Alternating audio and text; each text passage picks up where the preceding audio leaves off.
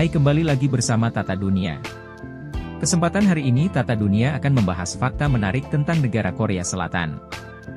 Republik Korea atau lebih dikenal sebagai Korea Selatan, adalah sebuah negara di Asia Timur yang meliputi bagian selatan semenanjung Korea.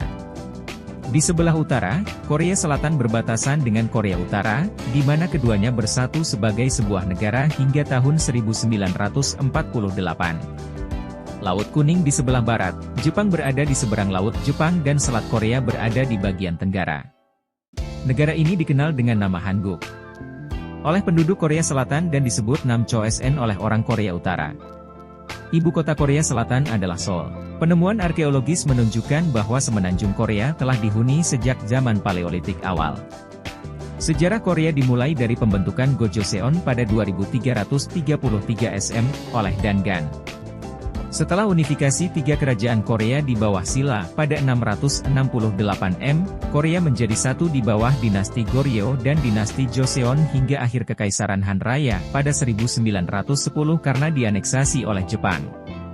Setelah liberalisasi dan pendudukan oleh Uni Soviet dan Amerika Serikat pada akhir Perang Dunia Kedua, wilayah Korea akhirnya dibagi menjadi dua. Korea Selatan bernama lengkap Republik Korea dengan Presiden sebagai kepala negara didampingi Perdana Menteri sebagai kepala pemerintahan. Korea Selatan memiliki ibu kota yang bernama Kota Seoul. Secara geografis Korea ini berada di benua Asia bagian timur, tepatnya di semenanjung Korea serta perbatasan dengan negara Korea Utara di sebelah selatan dengan Selat Korea di sebelah barat dengan Laut Kuning serta di sebelah timur dengan Laut Jepang. Korea Selatan memiliki luas wilayah sebesar 100.363 km persegi serta memiliki jumlah penduduk sebesar 51.966.948 jiwa. Untuk agama 56,1% penduduk Korea tidak beragama. 19,7% memeluk agama Kristen Protestan. 15,5% agama Buddha. 7,9% memeluk agama Katolik Roma. Sisanya 0,8% beragama yang lain. Pelecehan seksual kerap terjadi di mana saja dan kapan saja. Mirisnya, tindakan serupa juga terjadi di balik gemerlap industri hiburan Korea Selatan, seperti yang kerap diberitakan media. Beberapa selebriti pun terjerat dalam kontroversi bullying. Bahkan, aksi bullying juga menimpa sejumlah staf yang bekerja di balik layar. Korea Selatan juga memiliki iklim subtropis yang sangat ekstrim dengan musim panas yang panas dan lembab serta musim dingin yang dingin dan kering. Curah hujan di negara ini cukup tinggi terutama selama musim panas sehingga dapat menyebabkan banjir dan tanah longsor. Hal ini juga menyebabkan ketidakstabilan pada kondisi pertanian di Korea Selatan. Lalu apabila pertanian bukan menjadi faktor utama yang membentuk perekonomian negara ini, lantas industri apa yang menopang perekonomian negara Korea Selatan? Sehingga bisa menjadi negara maju dalam hitungan tahun. Setelah era perang tersebut, Korea Selatan menghadapi kemiskinan yang parah di mana mayoritas penduduk hidup di pedesaan dan menggantungkan hidup mereka pada sektor pertanian. Namun karena terbatasnya sumber daya alam dan sumber daya manusia yang dimilikinya dan ditambah dengan masalah internal politiknya di mana salah satunya adalah politik korupsi yang merajalela. Pada periode ini Korea Selatan bisa dikatakan menjadi salah satu negara termiskin di Asia. Korea Selatan sangat bergantung pada bantuan finansial dari Amerika Serikat dan negara-negara lain untuk memulihkan ekonominya. Era kebangkitan ekonomi Korea Selatan dimulai pada periode tahun 1960-an setelah beberapa tahun mengalami ketidakstabilan politik karena dipimpin oleh pemerintahan yang lemah dan tidak efektif. Pada tahun 1961 pemerintah Korea Selatan mengalami kudeta militer yang dipimpin oleh Jenderal Park Chung-hee yang kemudian secara resmi dianggap menjadi Presiden Korea Selatan pada tahun 1963.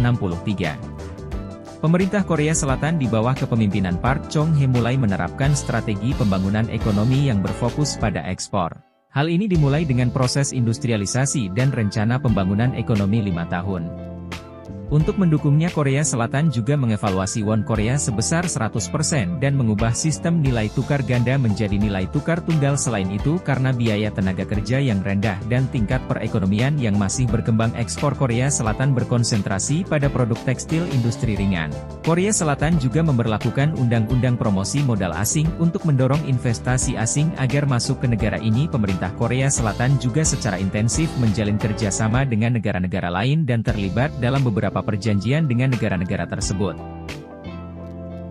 Pada tahun 1966, Korea Selatan dan Amerika Serikat menandatangani perjanjian status pasukan yang membangun hubungan yang lebih setara antara kedua negara. Meskipun dalam catatannya Presiden Park Chung-hee sangat dikritik sebagai diktator militer yang kejam, namun tidak dapat dipungkiri bahwa Presiden Park Chung-hee memainkan peran yang sangat penting dalam mengembangkan ekonomi Korea Selatan yang sangat cepat melalui industrialisasi berorientasi ekspor.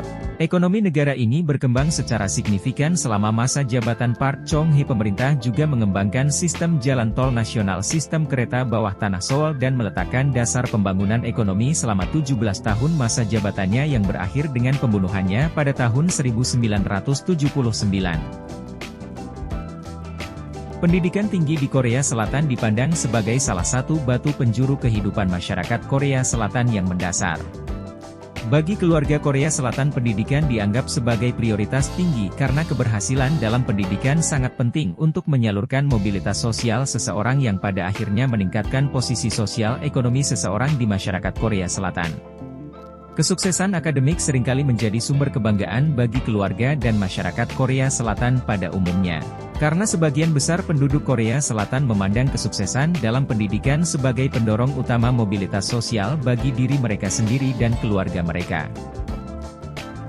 Korea Selatan telah mencapai standar hidup yang tinggi. Masyarakatnya memiliki akses yang lebih baik ke fasilitas kesehatan, pendidikan, transportasi, dan infrastruktur yang modern.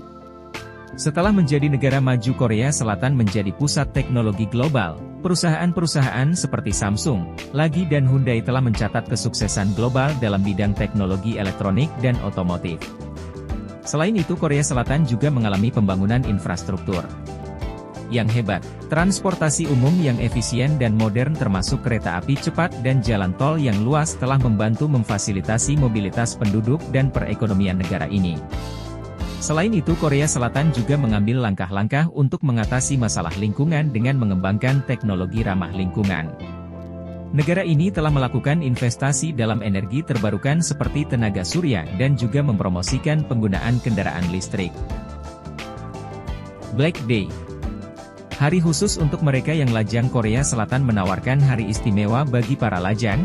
Ada satu hari di mana mereka dapat menghibur diri di tengah kejombloannya. Perayaan ini disebut Black Day, dirayakan pada 14 April setiap tahun. Black Day adalah saat orang Korea yang masih lajang berkumpul dengan mengenakan pakaian hitam dan makan jajangmyeon, yaitu mie yang dilapisi pasta kacang hitam.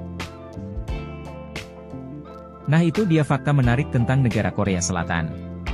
Sehingga banyaknya pelancong yang tertarik dengan keunikan negaranya. Terima kasih sudah menonton Tata Dunia. Apabila ada kekurangan dan kesalahan, mari kita berdiskusi bersama di kolom komentar, dan jika kalian menyukai video kami, subscribe dan sebarkan ke seluruh dunia. Terima kasih.